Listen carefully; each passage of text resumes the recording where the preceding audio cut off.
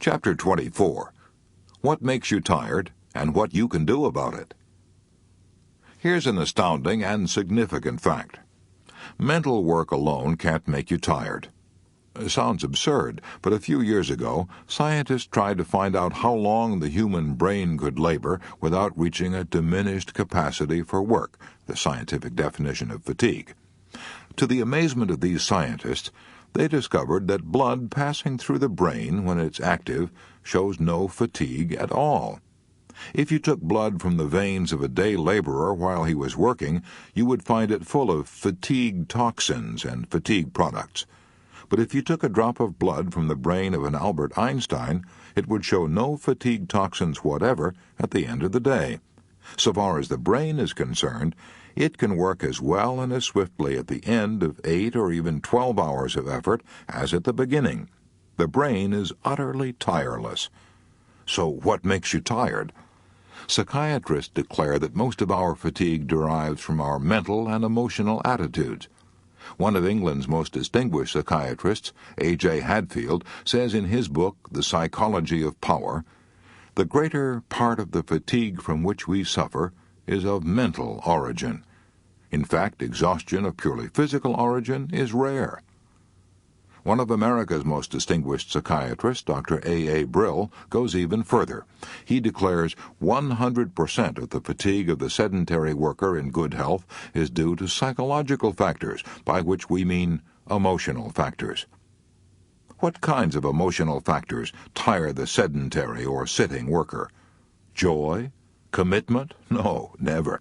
Boredom, resentment, the feeling of not being appreciated, a feeling of futility, hurry, anxiety, worry. Those are the emotional factors that exhaust the sitting worker, make him susceptible to colds, reduce his output, and send him home with a nervous headache. Yes, we get tired because our emotions produce nervous tensions in the body. The Metropolitan Life Insurance Company pointed that out in a leaflet on fatigue. Hard work by itself, says this great life insurance company, seldom causes fatigue which cannot be cured by a good sleep or rest. Worry, tenseness, and emotional upsets are three of the biggest causes of fatigue. Often they're to blame when physical or mental work seems to be the cause. Remember that a tense muscle is a working muscle. Ease up. Save energy for important duties. Stop now, right where you are, and give yourself a checkup. As you read these lines, are you scowling at the book? Are you sitting relaxed in your chair, or are you hunching up your shoulders? Are the muscles of your face tense? Unless your entire body is as limp and relaxed as an old rag doll, you are at this very moment producing nervous tensions and muscular tensions. You are producing nervous tensions and nervous fatigue. Why do we produce these unnecessary tensions in doing mental work?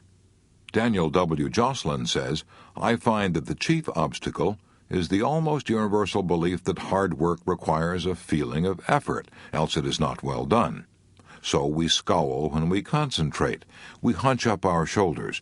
We call on our muscles to make the motion of effort, which in no way assists our brain in its work." Here's an astonishing and tragic truth. Millions of people who wouldn't dream of wasting dollars go right on wasting and squandering their energy with the recklessness of 7 drunken sailors in Singapore. What is the answer to this nervous fatigue? Relax, relax, relax. Learn to relax while you're doing your work. Easy? No, you'll probably have to reverse the habits of a lifetime. But it is worth the effort, for it may revolutionize your life. William James said in his essay, The Gospel of Relaxation, "The American over-tension and jerkiness and breathlessness and intensity and agony of expression are bad habits, nothing more or less. Tension is a habit.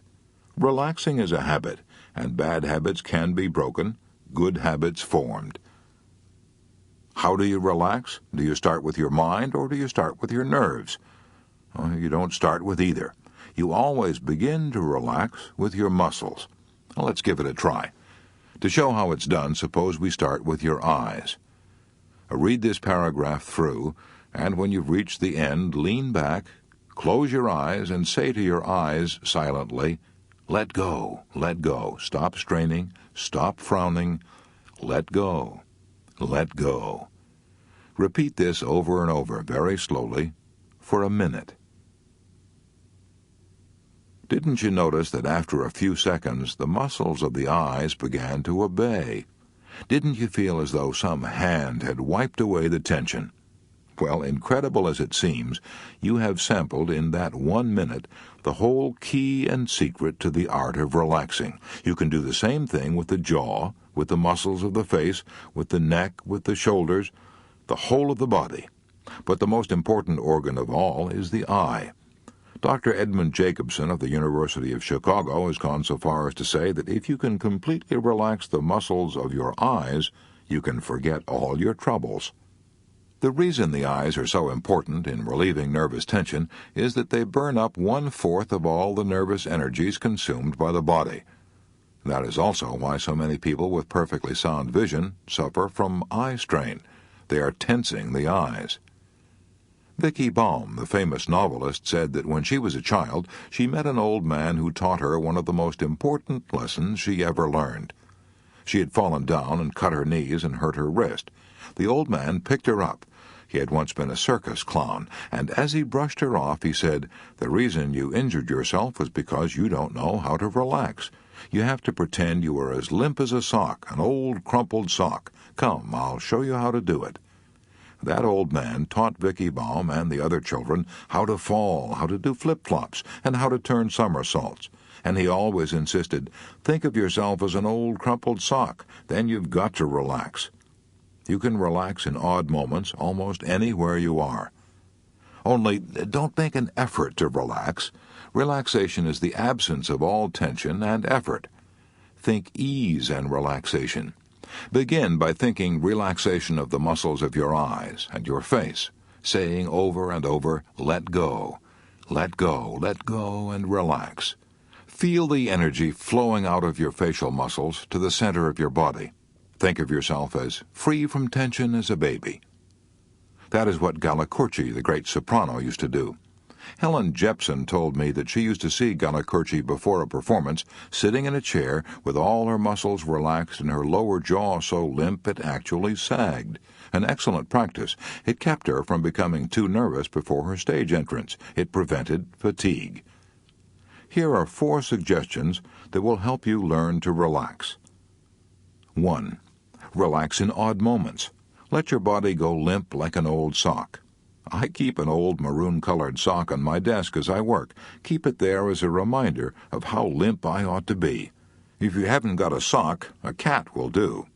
Did you ever pick up a kitten sleeping in the sunshine? If so, both ends sagged like a wet newspaper. Even the yogis in India say that if you want to master the art of relaxation, study the cat. I never saw a tired cat, a cat with a nervous breakdown, or a cat suffering from insomnia, worry, or stomach ulcers. You will probably avoid these disasters if you learn to relax as the cat does. 2. Work as much as possible in a comfortable position. Remember that tensions in the body produce aching shoulders and nervous fatigue. 3. Check yourself 4 or 5 times a day and say to yourself, am I making my work harder than it actually is? Am I using muscles that have nothing to do with the work I'm doing? This will help you form the habit of relaxing. And as Dr. David Harold Fink says, among those who know psychology best, it is habits 2 to 1. 4. Test yourself again at the end of the day by asking yourself, just how tired am I? If I am tired, it's not because of the mental work I have done, but because of the way I have done it. I measure my accomplishments, says Daniel W. Joslin, not by how tired I am at the end of the day, but how tired I am not. He says, when I feel particularly tired at the end of the day, or when irritability proves that my nerves are tired, I know beyond question that it has been an inefficient day, both as to quantity and quality. If every businessman in America would learn that same lesson, our death rate from hypertension diseases would drop overnight, and we would stop filling up our sanitariums and asylums with people who have been broken by fatigue and worry.